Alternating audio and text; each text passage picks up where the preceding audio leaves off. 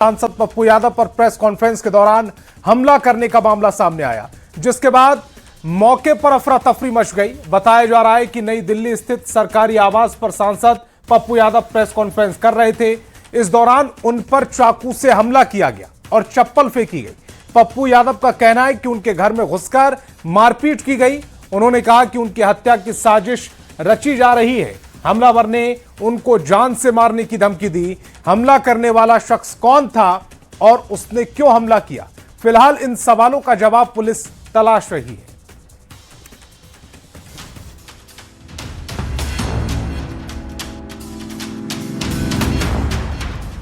सांसद पप्पू यादव पर press conference के दौरान हमला करने का मामला सामने आया है, जिसके बाद मौके पर अफरा तफरी मच गई। बताया जा रहा है कि नई दिल्ली स्थित सरकारी आवास पर सांसद पप्पू यादव प्रेस कॉन्फ्रेंस कर रहे थे। इस दौरान उन पर चाकू से हमला किया गया और चप्पल फेंकी गई। कथित तौर पर एक युवक ने उन पर हमला कर दिया। उसके बाद मौके पर मौजूद पप्पू यादव के समर्थकों ने युवक को पकड़ लिया और उसकी पिटाई कर दी। पप्पू यादव का कहना है कि उनके घर में घुसकर मारपीट की गई। उन्होंने कहा कि उनकी हत्या की साजिश रची जा रही है। हमलावर ने उनको जान से मारने की धमकी दी। आप खुद देख रहे हो, पकड़ा है, चाकू किस तरह हमला किया, वो कह रहा जान से मारे। क्या इसकी पहले से कोई आपको धमकी मिली थी? आप तो डेली बाबा लोग कह रहे हैं चला दो, 51 लाख रुपया देंगे, 11 लाख रुपया देंगे, सब कह रहे हैं मारो, हम तो बचाई। आप तो देखिए हम उस पर बैठ सो गए कि नहीं सोए। पुलिस का हम उस पर सो गए। पुलिस को दे दिया? नहीं, उसको दिया या कहाँ गया वो शख्स? भैया वो तो थाना प्रभारी न जाने जो वर्दी में थे जी। पर आप बहुत गंभीर वो बात कह रहे हैं, आपके हाथ में एक चाकू है। सर आपको तो मैंने अभी फुटेज दिखाया भैया, अभी तो मारने की साजिश थी। सांसद पप्पू यादव ने हाल ही में संसद परिसर में प्रदर्शन और खुद पर लग रहे आरोपों पर अपना पक्ष रखने के लिए ये प्रेस कॉन्फ्रेंस बुलाई थी। मीडिया कर्मियों के सवालों का जवाब दे ही रहे थे कि वहां मौजूद कुछ लोगों ने उन पर सवाल उठाने शुरू कर दिए। शुरुआत में बात सिर्फ बहस तक सीमित थी, लेकिन कुछ ही देर में वहां मौजूद विरोधियों ने नारेबाजी शुरू कर दी। नारेबाजी से पप्पू यादव के समर्थक भड़क गए। इसके बाद माहौल बेहद तनावपूर्ण हो गया। साथ आई थी क्या? सर हम लोग जब एंटर हुए तो यहाँ पर बहुत सारे लोग मौजूद थे और बहुत सारे लोग बैठे थे। आप लोगों के नॉलेज में था और हमने देखा कि आपके घर में बहुत सारे आपके घर में बहुत सारे लोग बैठे हुए थे, मीडिया वाले, हम लोग सब यहाँ खड़े हमसे हुए मिलने नहीं बैठेंगे, चाकू लेके मारने आया भाई। और आपके साथ आइए पीछे पीछे। मैडम आपके अभी मैं हाफ रहा हूँ, अब मेरी स्थिति देखिए। बहुत सारे लोग घर में आए हैं, मीडिया वाले हैं। इसको दरअसल पप्पू यादव संसद परिषद में चंदा चोरी को लेकर किए गए प्रदर्शन के बाद से सुर्खियों में थे। संत समाज भी पप्पू यादव पर कार्रवाई की लगातार मांग कर रहा है। अत्यंत दुर्भाग्यपूर्ण है जिस प्रकार से पप्पू यादव ने नाट्य रूपांतरण करके सनातन धर्म को विलज्जित करने का प्रयास किया है, जिस प्रकार से साधु संतों को अपमानित करने का प्रयास किया है, भगवा को अपमानित करने का प्रयास किया है, अत्यंत दुर्भाग्यपूर्ण है। मैं लोकसभा अध्यक्ष माननीय ओम बिरला जी से कहना चाहता हूं कि ऐसे व्यक्ति को शीघ्र ही बर्खास्त करना चाहिए और गृह मंत्री अमित शाह जी से कहना चाहता हूं कि ये देश में दंगा ना करा दे ऐसे कार्य करके, इसलिए इसको गिरफ्तार करके जेल भेजना चाहिए। ये साधु संतों का, सनातनियों का और भगवा भेष का अपमान है। ये कांग्रेस की कुत्सित मानसिकता, समाजवादी पार्टी की कुत्सित मानसिकता ये देश स्वीकार करेगा नहीं। चंदा चोरी पर जिस तरह से पप्पू यादव ने संसद परिसर में प्रदर्शन किया, उसके बाद से ही उनके खिलाफ हिंदू संगठन प्रदर्शन कर रहे हैं। दिल्ली से वाराणसी तक उनके खिलाफ कई जगह एफआईआर भी दर्ज हो चुकी है। Bureau report, news 18।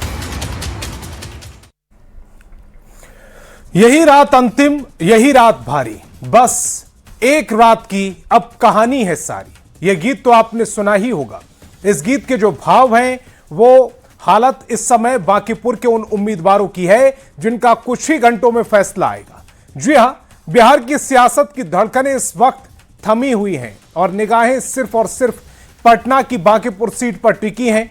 3 अगस्त को एएन कॉलेज के स्ट्रांग रूम का ताला खुलेगा और ईवीएम से निकलेगी वो चिंगारी जो सूबे के राजनीतिक समीकरणों को या तो नए पंख देगी या पूरी तरह राख कर देगी। रिपोर्ट दिखाते हैं। बांकीपुर की जंग निराली, किसकी भरेगी झोली, किसकी होगी खाली। बीजेपी बचाएगी शान या पीके बदलेगा मैदान? जनता का फरमान, किसके नाम सम्मान?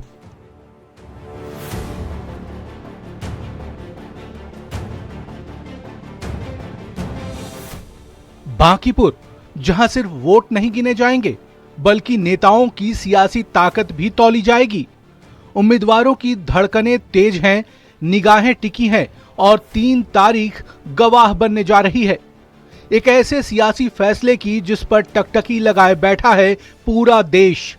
एक तरफ बीजेपी की प्रतिष्ठा, दूसरी तरफ प्रशांत किशोर की चुनौती। तो आखिर किसके नाम होगी बाजी? इसकी उल्टी गिनती अब शुरू हो चुकी है। घड़ी की सुइयां जैसे जैसे आगे बढ़ रही हैं, वैसे वैसे बढ़ रहा है इंतजार बांकीपुर विधानसभा उपचुनाव के फैसले का। सोमवार की सुबह मत पेटियों से निकलेगा वो जनादेश जिस पर सिर्फ पटना ही नहीं बल्कि पूरे बिहार की राजनीति की नजर टिकी हुई है। पटना के एएन कॉलेज में गूंजने वाला है वो ऐतिहासिक फैसला जो तय करेगा बांकीपुर का अगला राजनीतिक भविष्य। काउंटिंग की उल्टी गिनती शुरू हो चुकी है। एएन कॉलेज की ओर जाने वाले हर रास्ते पर जिला प्रशासन ने ऐसी किलेबंदी की है कि परिंदा भी पर न मार सके। 30 जुलाई को पड़े 35% वोटों की एक एक पर्ची जब खुलेगी तो सियासत के कई दिग्गजों की सांसें ऊपर नीचे होंगी। अब सवाल सबसे बड़ा और सियासी गलियारों में सबसे गर्म है, क्या बीजेपी अपना ये पुराना किला बचा पाएगी या फिर चुनावी मैदान में प्रशांत किशोर की नई बिसात और रणनीति इस बार तस्वीर को पूरी तरह पलट कर रख देगी। हालांकि एनडीए के तमाम नेता अपनी जीत का दावा कर रहे हैं। 100% और बड़े मार्जिन से एनडीए जीत रही। लेकिन निर्णय में कहीं से कोई डाउट करने की जरूरत नहीं है। एनडीए के उम्मीदवार की वहां 100% जीत सुनिश्चित है। हार जीत के इस खेल में ईवीएम का बक्सा जब खुलेगा तो सियासत के कई पुराने समीकरण या तो संवरेंगे या बिखर जाएंगे।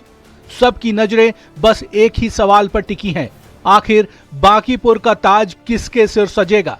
काउंटिंग शुरू होने में अब बस कुछ ही घंटे बाकी हैं, फिर निकल कर आएगा कि कौन बचाएगा अपना किला और कौन बनाएगा नई कहानी। न्यूज 18 के लिए पटना से आनंद अमृतराज, शैलेंद्र और सासाराम से अजीत कुमार के साथ ब्यूरो रिपोर्ट। और देश के युवाओं को नशे की गिरफ्त से बचाने की लड़ाई को प्रधानमंत्री नरेंद्र मोदी ने राष्ट्रीय जिम्मेदारी बताया है। प्रधानमंत्री ने चेतावनी दी कि ड्रग्स का कारोबार केवल अवैध कमाई का जरिया नहीं बल्कि भारत को भीतर से कमजोर करने की एक बड़ी साजिश भी है। उधर पटना में मुख्यमंत्री सम्राट चौधरी ने इस पर बड़ा बयान देते हुए कहा है कि सरकारें कानून तो बना सकती हैं लेकिन इस नासूर को समाज से उखाड़ फेंकने के लिए आम लोगों को ही आगे आना होगा। जो युवाओं को कर रहे बर्बाद, उस नशे पर सीधा प्रहार। ड्रग्स का जाल जो देश को तोड़े, आओ मिलकर उस रिश्ते को छोड़े। एक कदम समाज का, 1000 कदम बदलाव का। हर एक युवा को नशे के चुंगल में फंसने से बचाना है। नशा एक ऐसी लत जो सिर्फ जिंदगी नहीं बर्बाद करती बल्कि देश के भविष्य को भी कमजोर करती है। अब इसी खतरे के खिलाफ प्रधानमंत्री नरेंद्र मोदी ने बड़ा संदेश दिया। प्रधानमंत्री ने साफ कहा है कि भारत के युवाओं को नशे की गिरफ्त में धकेलना दुश्मन देशों की सुनियोजित साजिश का हिस्सा है। प्रधानमंत्री नरेंद्र मोदी ने कहा है कि ड्रग्स की तस्करी से होने वाली कमाई का इस्तेमाल आतंक और भारत को अस्थिर करने की साजिशों में होता है। इसीलिए हर युवा को नशे के चंगुल से बचाना सिर्फ सरकार नहीं बल्कि पूरे समाज की जिम्मेदारी है। दुश्मन देश भी षड्यंत्र करके हमारे देश के युवाओं को इस नशे की लत में खींचने के लिए कोई कोशिश बाकी नहीं रखते हैं। ड्रग्स सप्लाई कर करके कमाई करना और हमारे जैसे देश को तबाह करना ये भी उनकी आतंकी साजिश का हिस्सा होता है और इसलिए हमें हर एक युवा को नशे के चुंगल में फंसने से बचाना है। मादक पदार्थ का प्रधानमंत्री नरेंद्र मोदी के संदेश की गूंज बिहार की राजधानी पटना में भी सुनाई दी। यहां आयोजित कार्यक्रम में मुख्यमंत्री सम्राट चौधरी ने साफ कहा है कि सरकार कानून बना सकती है, लेकिन उसे जमीन पर सफल बनाने की ताकत समाज और आम लोगों के पास ही है। महिलाओं के कहने पर ही बिहार में शराबबंदी हुआ, महिलाओं के जीवन के बदलाव हुए। आज जो महिलाओं पे अत्याचार होते थे उससे मुक्ति मिला। और मैं जरूर ब्रह्म कुमारी बहनों से आग्रह करूंगा, आप भारत सरकार के साथ आपने एमओयू किया है, हमारे साथ भी एमओयू करके बिहार के हर घर तक इसको पहुंचाने का सरकार कानून बना सकती है, लेकिन कानून का इम्प्लीमेंटेशन जनता को स्वयं करना। साथ ही सीएम सम्राट चौधरी ने प्रधानमंत्री की इस पहल की सराहना करते हुए कहा कि जब सरकार और समाज एक साथ खड़े होते हैं तभी ऐसे सामाजिक अभियानों को वास्तविक सफलता मिलती है। तमाम युवा साथियों को बधाई देता हूं, शुभकामना देता हूं और प्रधानमंत्री जी को विशेष तौर पर धन्यवाद देता हूं कि आपने इस तरह के पहल को आगे बढ़ाने का काम कीजिए। नशे के खिलाफ ये लड़ाई सिर्फ कानून या पुलिस की नहीं, बल्कि हर परिवार, हर मोहल्ले और पूरे समाज की जिम्मेदारी है। सरकार लगातार सख्त कार्रवाई और जन जागरूकता के जरिए इस चुनौती से निपटने की कोशिश कर रही है। अब सवाल यही है कि क्या पूरा समाज इस मुहिम को आंदोलन बनाने के लिए एकजुट होगा, क्योंकि नशे पर जीत तभी होगी जब जागरूकता हर घर तक पहुंचे। न्यूज़ 18 के लिए पटना से के साथ ब्यूरो रिपोर्ट। औरंगाबाद में कार्यपालक पदाधिकारी विमल कुमार की हत्या कर दी गई। विमल कुमार रोहतास के डेहरी डालमिया नगर परिषद के कार्यपालक पदाधिकारी थे। इस सनसनीखेज हत्याकांड को लेकर पुलिस का दावा है कि निजी चालक ने ही हत्या की वारदात को अंजाम दिया, लेकिन विमल कुमार की पत्नी ने डेहरी विधायक पर सनसनीखेज आरोप लगाए। हालांकि डेहरी विधायक ने मृतक की पत्नी के आरोपों को सिरे से खारिज कर दिया। आखिर कार्यपालक पदाधिकारी की हत्या का सच क्या है, दिखाते हैं एक रिपोर्ट के जरिए।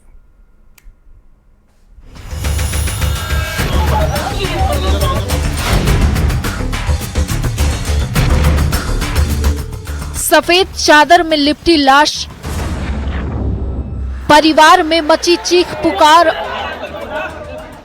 और तफ्तीश करते पुलिस वालों की ये तस्वीरें उस खूनी वारदात के बाद की है जिसे बेखौफ अपराधियों ने प्रशासन को खुली चुनौती देते हुए अंजाम दिया है। औरंगाबाद में अपराधियों ने कार्यपालक पदाधिकारी विमल कुमार की हत्या कर दी। विमल कुमार रोहतास के डेहरी डालमिया नगर परिषद के कार्यपालक पदाधिकारी थे। घटना के बाद परिवार में कोहराम मच गया। इस पूरे हत्याकांड को लेकर मगध रेंज के आईजी विकास वैभव ने बड़ा खुलासा किया है। उन्होंने कहा, मृतक के निजी चालक मिथिलेश कुमार ने ही इस वारदात को अंजाम दिया। प्रारंभिक जांच में सामने आया है कि चालक छुट्टी नहीं मिलने और ज्यादा काम के दबाव से परेशान था। पटना जाने के दौरान दोनों के बीच विवाद हुआ, जिसके बाद चालक ने कार में रखी लोहे की रॉड से हमला कर विमल कुमार की हत्या कर दी। घटना को हादसा या अपराधियों की करतूत दिखाने के लिए उसने गाड़ी को पानी में उतार दिया था। आरोपी ने अपना जुर्म कबूल कर लिया है। ड्राइवर से जब पूछताछ की गई तो ड्राइवर के बयान बदल रहे थे। पहले बताया गया कि 2 अपाची बाइक पर लोग आए थे, बाद में बताया गया 1 अपाची बाइक पर आए थे। और इस प्रकार से धीरे धीरे जब कहानी बदलने लगी तो पुलिस को शक हुआ। पूछताछ जब प्रारंभ हुई तो कुछ समय के बाद ड्राइवर ने स्वीकार किया कि उसने स्वयं उनकी हत्या की है। नगर परिषद ईओयू की हत्याकांड में पुलिस चालक को हत्यारा बता रही है, लेकिन कार्यपालक पदाधिकारी की पत्नी का चौंकाने वाला बयान सामने आया है। उन्होंने डेहरी के वर्तमान विधायक राजीव रंजन सिंह उर्फ सोनू सिंह पर कई गंभीर आरोप लगाए हैं। मृतक कार्यपालक पदाधिकारी की पत्नी ने कहा है कि डेहरी के एलजेपीआरबी के विधायक सोनू सिंह उनके पति से कभी 25 तो कभी 50 लाख रुपए की डिमांड करते थे। विधायक रात दिन उन्हें फोन कर परेशान करते थे, जिससे विधायक के प्रताड़ना से विमल कुमार तनाव में रहते थे।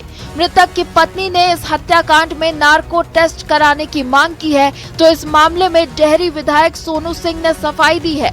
उन्होंने कहा कि सच अब सामने आ गया है, उन्हें ड्राइवर ने मारा है। उन्होंने कहा बदनाम करने के लिए मुझ पर आरोप लगाए जा रहे हैं। रोज फोन करता था, रोज दिन विधायक फोन करके तंग करता था, कहे थे 29 तारीख को मिलने जाएंगे। हम बोले थे कुछ बोलिएगा, नहीं बोले नहीं बोलेंगे। रोज यहाँ आज तक कहाँ है, मिलने आइए, बोले कि पटना में है, नहीं है डेयरी में, आएंगे 29 तारीख को तो मिलेंगे। रोज फोन कर। एक पत्नी का पति गया है, उस पर कोई राजनीति न करे। एक हत्या हुई है, उस पर लोग औची राजनीति कर रहे हैं। राजनीति न करें, उस पर सब कोई मिलकर सोनू सिंह उनके परिवार के साथ खड़ा है, रहेगा। इसमें निष्पक्ष जांच कराने के लिए मैं कटिबद्ध हूं। और इस तरह का घृणित काम जो अभी तो सामने आया कि वीडियो ड्राइवर ने किया, हम लोग भी ड्राइवर के साथ साथ चलते हैं और हम लोग भी किसी के पति हैं, तो सब लोग को राजनीति नहीं करनी चाहिए। हम लोग उनके परिवार को जाना चाहिए, उनको मजबूती के साथ हम लोग को लगना चाहिए और एकदम निष्पक्ष जांच की हम भी मांग करते हैं। डेहरी डालमिया नगर नगर परिषद के कार्यपालक पदाधिकारी विमल कुमार शनिवार देर रात डेहरी से पटना लौट रहे थे। आरोप है कि औरंगाबाद के बारुण थाना क्षेत्र में धनौती पुल के पास अपराधियों ने उनकी कार को ओवरटेक कर रुकवाया, ड्राइवर को कब्जे में लिया और फिर विमल कुमार पर बेरहमी से हमला कर दिया। गंभीर रूप से घायल अधिकारी को जमुहार के नारायण मेडिकल कॉलेज अस्पताल ले जाया गया, लेकिन डॉक्टरों ने उन्हें मृत घोषित कर दिया।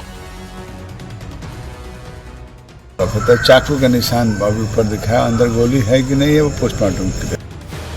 फिलहाल पुलिस हर एंगल से जांच में जुटी है और पोस्टमार्टम रिपोर्ट का इंतजार कर रही है, लेकिन एक ईमानदार सरकारी अधिकारी की इस तरह से हुई मौत ने कई अनसुलझे सवाल छोड़ दिए हैं। न्यूज़ 18 के लिए सासाराम से अजीत कुमार की रिपोर्ट।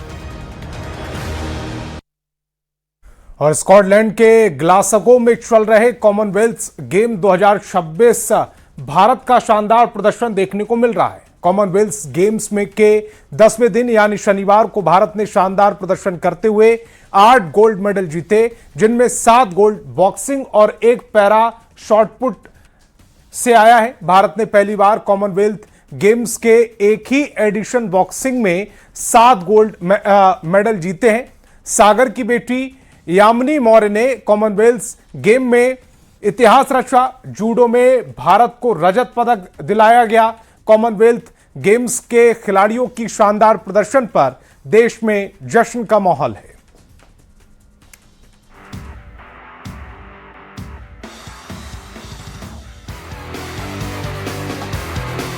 स्कॉटलैंड के ग्लासगो में चल रहे कॉमनवेल्थ गेम्स 2026 में भारत का शानदार प्रदर्शन देखने को मिल रहा है। कॉमनवेल्थ गेम्स में 10वें दिन यानी शनिवार को भारत ने शानदार प्रदर्शन करते हुए 8 गोल्ड मेडल जीते।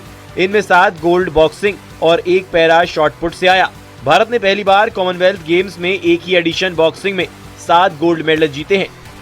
महिला बॉक्सिंग में प्रीति पवार, जैस्मिन लांबोरिया, साक्षी चौधरी, प्रिया घंगास और अरुंधति चौधरी ने गोल्ड मेडल हासिल किए। पुरुषों में सचिन सिवाच और अंकुश पंघाल ने गोल्ड मेडल जीता। बॉक्सिंग में ही लवलीना बोरगोहेन, जादूमणि और नरेंद्र बेरवाल को सिल्वर मेडल से संतोष करना पड़ा। पैरा एथलेटिक्स में सोनम राणा ने गोल्ड जीता। पुरुषों की 5000 मीटर दौड़ में गुलबीर सिंह ने ब्रॉन्ज मेडल अपने नाम किया। मैं बहुत ज्यादा खुश हूँ, इंडिया के लिए मैंने मेडल दिया है और मैं बहुत प्राउड फील करती हूँ। मैं ऐसा मणिपुर से मैं बिलोंग करती हूँ, तो मैं ये बहुत ही ज्यादा खुश हूँ, मैंने इंडिया के लिए कुछ करके दिखाया। बहुत खुशी हो रही है ये मेडल जीतने की और मुझे बहुत अच्छा लग रहा है कि सब स्वागत के लिए आए हुए हैं। मुझे लग रहा है आने वाले भी और बेटर करने के लिए हम बहुत मोटिवेट हो रहे हैं। बहुत बढ़िया लगा। आने वाला कंपटीशन में सारे खेलूंगा मैं और मेडल के लिए टारगेट करेंगे। क्या करेगा? सागर की बेटी यामिनी मौर्य ने कॉमनवेल्थ गेम्स में इतिहास रचा है। जूडो में भारत को रजत पदक दिलाया है। कॉमनवेल्थ गेम्स खिलाड़ियों की शानदार प्रदर्शन पर देश में जश्न का माहौल है। मेडल जीतने वाले खिलाड़ियों के परिवार में खुशी का माहौल है। वो अपने भारत के लिए मेडल लेके आई है कॉमनवेल्थ गेम्स में 2026 में, और उसने हम सबको बहुत ही प्राउड फील कराया है, चाहे वो अपना स्टेट हो, चाहे वो अपनी कंट्री हो, और चाहे वो उसका कॉलेज रहा हो या उसका स्कूल रहा हो या उसका फॉरेस्ट डिपार्टमेंट रहा हो। उसने सबको बहुत ही प्राउड फील कराया है और उसने छोटे से ही बहुत स्ट्रगल किया है। स्ट्रगल इन दैट सेंस कि वो बहुत मेहनत करती आई है। यामिनी ने बहुत मेहनत करी सर, और हमने भी बहुत मेहनत करी। परिवार के लोगों ने काफ़ी सपोर्ट दिया, कभी अच्छा काम मिला, कभी नहीं मिला, कभी लोगों ने सपोर्ट की नहीं की, लेकिन संघर्ष बहुत था सर, फाइनेंशियली भी था, और पर हम डटे रहे उसके लिए। और बच्ची ने भी अच्छी मेहनत करी, और कोच और मध्य प्रदेश सरकार और कोच सभी ने मतलब बहुत सहयोग किया। भोपाल में बच्ची रही, मध्य प्रदेश सरकार ने काफ़ी मदद करी। उधर कॉमनवेल्थ गेम्स 2026 के दौरान ग्लासगो के एक भारतीय रेस्तांत्र में भारत के गलत नक्शे को लेकर विवाद खड़ा हो गया। भारतीय खिलाड़ियों के सम्मान में आयोजित कार्यक्रम के दौरान नैपकिन पर भारत का गलत नक्शा छापा गया। इस नक्शे में पूर्वोत्तर राज्य और कश्मीर को नहीं दिखाया गया, जिस पर अब विवाद शुरू हो गया है। प्लीज आप लोग बुरा मत मानिए, मुझे ये थोड़ा सा बुरा लगा। ये इंडिया मैप में हमारे नॉर्थ ईस्ट नहीं है।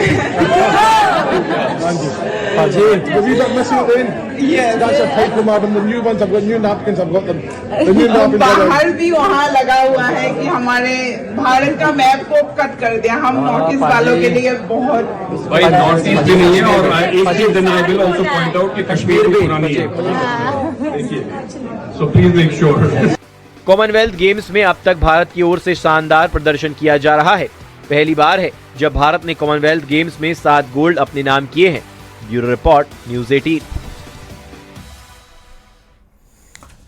झारखंड अब सिर्फ खनिज संपदा ही नहीं बल्कि इको टूरिज्म की नई पहचान भी बनता जा रहा है। दलमा वन्य जीव अभयारण्य में जंगलों और पहाड़ों के बीच तैयार हुआ हाईटेक इको रेस्ट हाउस पर्यटकों की प्रकृति के बेहद करीब ले जाएगा। आधुनिक सुविधाओं से लैस ये परियोजना न सिर्फ पर्यटकों को नई उड़ान देगी बल्कि आसपास के गांव के युवाओं के लिए रोजगार के नए मौके भी खोलेगी। दलमा बनेगा इको टूरिज्म का हब।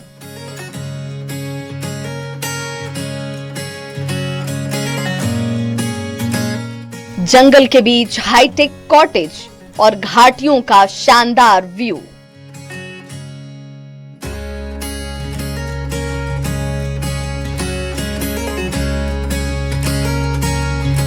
घने जंगल, हरी भरी वादियां, पहाड़ों के बीच आधुनिक सुविधाओं से सजा इको रेस्ट हाउस। दलमा वन्यजीव अभयारण्य अब इको टूरिज्म के नए केंद्र के रूप में उभर रहा है। मुकुला कोचा में 15 कमरों वाला आधुनिक इको रेस्ट हाउस पूरी तरह तैयार हो चुका है, जबकि पिंडरा बेड़ा में बन रहा हैंगिंग इको रेस्ट हाउस अपने अंतिम चरण में है।